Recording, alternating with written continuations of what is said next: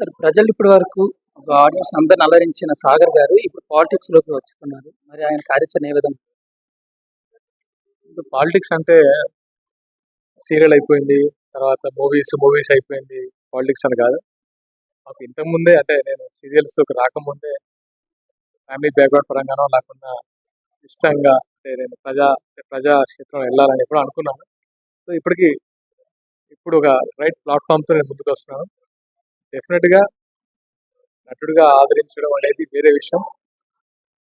ఒక ప్రజా సేవకుడు మాత్రం డెఫినిట్‌గా నాకు ఇంకా చాలా టైం ఉంది. ఎందుకంటే నేను ప్రజల్లోకెళ్ళి ప్రజా సమస్యలు తెలుసుకొని ప్రజల మమేకం అవుతూ నిజంగా మనస్ఫూర్తిగా వాళ్ళు వాళ్ళ వాళ్ళకి ఏ సేవ చేయగలనో అది చేసిన తర్వాతే నేను ముందుకెళ్తాను తప్ప ఇప్పుడే నేను ప్రగల్భాలు పలకలేను.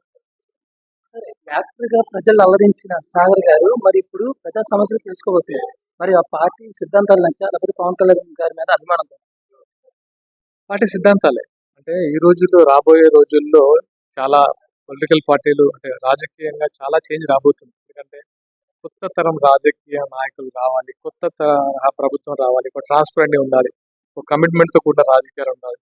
ఒక నిబద్ధతతో, అకౌంటబిలిటీతో కూడిన రాజకీయాలు ఉండాలని కోరుకుంటున్నారు పీపుల్. అలాంటి తరం రావాలి. అలాంటి రాజకీయ నాయకులు రావాలని అందరికి ఒక ఆకాంక్ష. అలాగే నేను ఎక్స్‌పెక్ట్ చేస్తాను. అలాంటి రాజకీయ నాయకులు ఎవరైతే ఉన్నారో పవన్ కళ్యాణ్ గారు ఉన్నారు. సో, డెఫినిట్‌గా ఆయన విధి విధానాలు నచ్చి నేను జనసేనతో ట్రావెల్ చేయడం జరుగుతుంది. పవన్ కళ్యాణ్ గారు అందరికి సపోర్ట్ ఉంటారు. ఆయనకి సమస్యలు చెప్పుకోవాలనుకుంటారు. కానీ ఇక్కడ తెలంగాణలోను జనసేనకి సాగర్ గారు సపోర్ట్ గా ఉంటున్నారు అనేసి మాట వినిపిస్తుంది. ఏమంటారు? అలాంటి అంటే మేము డెఫినిట్‌గా కళ్యాణ్ గారు ఏదైతే మా సిద్ధాంతాలు ఉన్నాయో సిద్ధాంతాల లోబడి అందరికీ మేము ప్రజలకు దగ్గర అవ్వాలనో ప్రజలకి మా అంటే మీన్స్ ప్రభుత్వానికి ప్రజల పక్షాన మా గొంతు వినపడేలా చేస్తాం తప్ప ఇక్కడ నేను, వాళ్ళు అని లేదు. మేము అని అనుకుంటాం. జనసేన తెలంగాణ రాష్ట్రం. పవన్ కళ్యాణ్ గారి ఆయన ఎక్కడున్నా కూడా ప్రజా సమస్యలు తీరిపోతాయి. మరి ఇక్కడ తీర్చడానికి తెలంగాణలోనూ ఒక పార్టీకి సపోర్ట్ గా ఉంటారా? లేకపోతే ఆయనకే సపోర్ట్ అవ్వడానికి ఇక్కడ పార్టీలు రెడీగా ఉన్నాయి?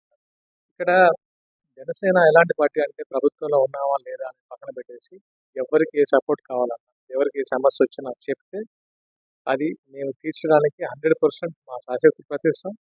90% మేము వాళ్ళ వెంటే ఉంటాం. మోడీని పరామర్శించి రీసెంట్‌గా కలవడం జరిగింది. నిరంజన మరి ఈరోజు అనుకోకుండా ఎక్స్‌పైర్ అయ్యారు. దురదృష్టవశాత్తు ఏంటంటే తను బాగా అవుతాడు అనుకున్నాం. తను వైద్య చికిత్సల కోసం కానీ మంచి అంటే అంటే అందరు నార్మల్‌గా అందరిలాగా బాబు నడుస్తాడని ఎక్స్‌పెక్ట్ చేశాం. కానీ దురదృష్టవశాత్తు తిరగ ముందర జరగడం అనేది బాధాకరం. నిరంజన్ ఏంటంటే మా జనసేన కుటుంబ సభ్యుల్లో ఒక భాగం అయిపోయాడు.